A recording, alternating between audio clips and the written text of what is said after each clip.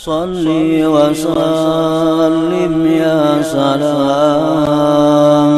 ala nabi khairil.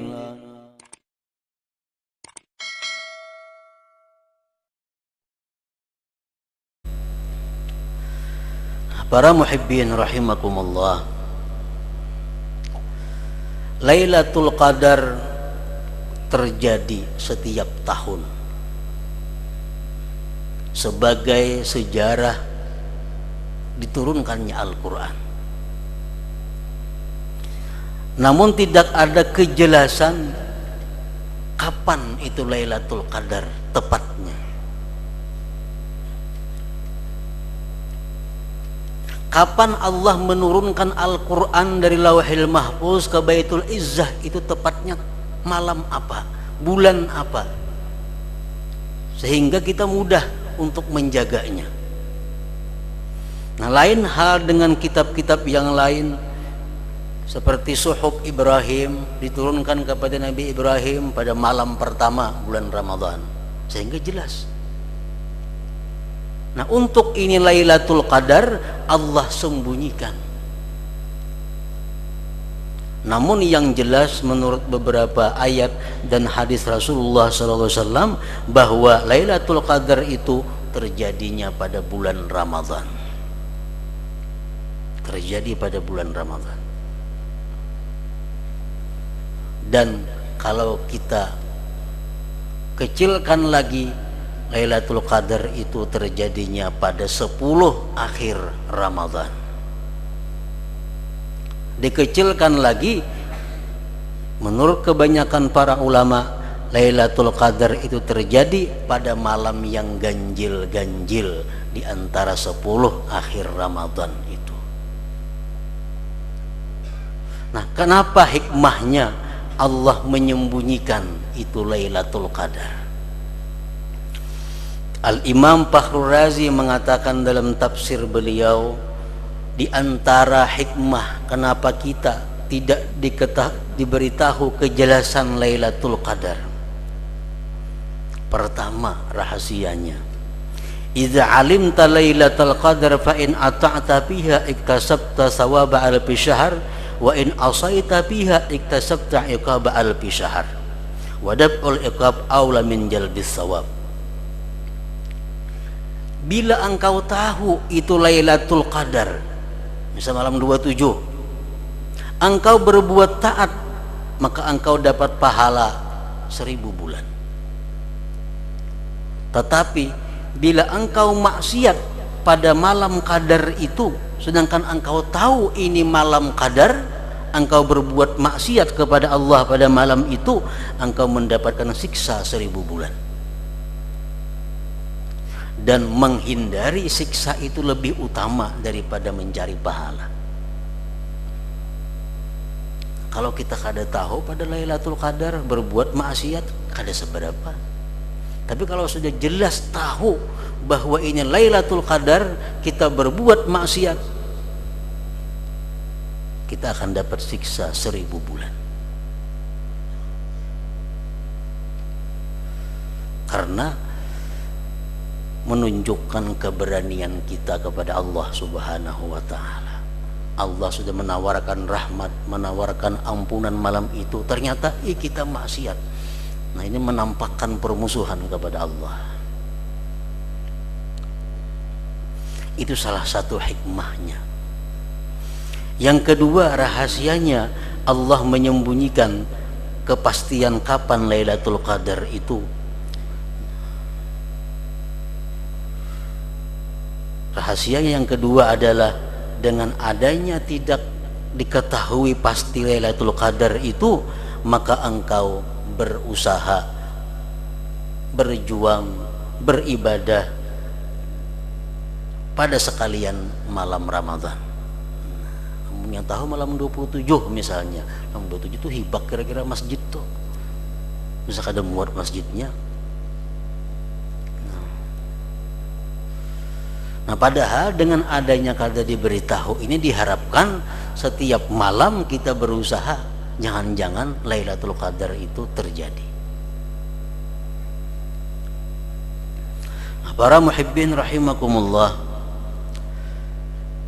menurut pendapat yang kuat, yang mu'tamad, bahwa Lailatul Qadar itu terjadi dalam satu malam dan tidak berubah sampai hari kiamat. Itu pendapat yang kuat.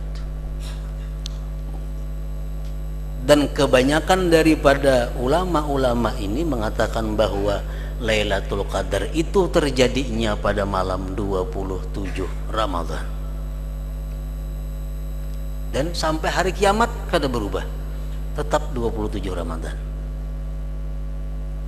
Ada yang mengatakan lagi malam 21 Ramadan. Sampai hari kiamat tetap kada berubah pada malam 21 Ramadan itu. Nah, berhubung banyak pendapat tentang ini Lailatul Qadar, maka kita diharapkan selalu tahari atau berusaha mengintai pada malam-malam ganjil itu agar kita bertemu dengan Lailatul Qadar itu. Karena orang-orang yang beribadah pada malam itu qadar, walaupun dia tidak ditemui oleh hal-hal yang istimewa pada malam itu, tetap pahalanya sama 1000 bulan. Kalau pang misalnya 1000 bulan ini orang yang ditemui Lailatul Qadar kada. Siapapun yang beribadah pada malam itu, walaupun dia kada ditemuinya, tetap akan dapat pahala 1000 bulan. Para muhibbin rahimakumullah, tanazzalul malaikatu warruhu fiha biizni rabbihim min kulli amr.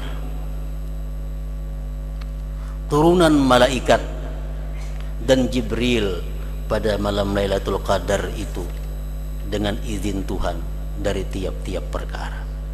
Malaikat dan Jibril turun ke muka bumi untuk melihat bagaimana umat Nabi Muhammad sallallahu alaihi wasallam.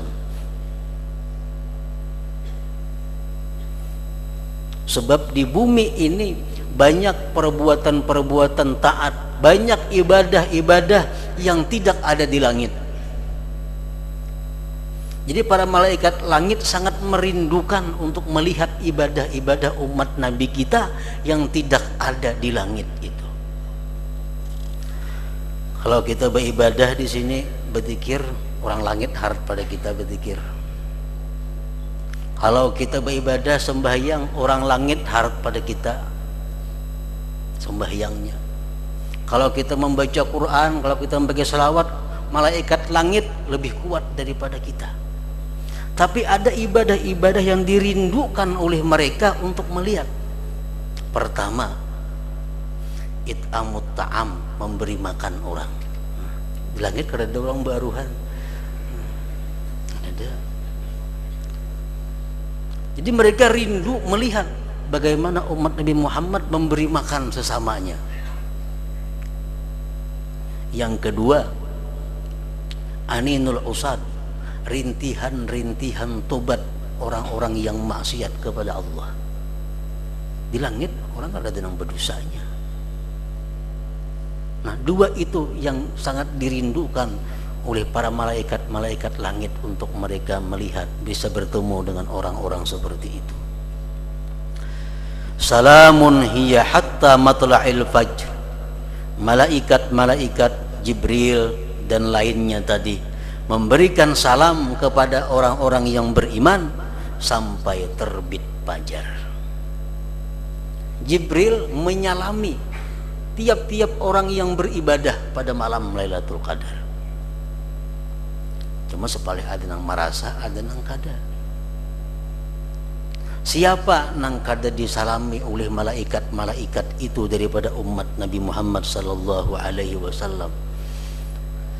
Syekh Abdul Qadir Al-Jilani menyebutkan di antara orang-orang yang tidak mendapat salamnya malaikat pada Lailatul Qadar itu adalah pertama az-zalamah, orang-orang zalim.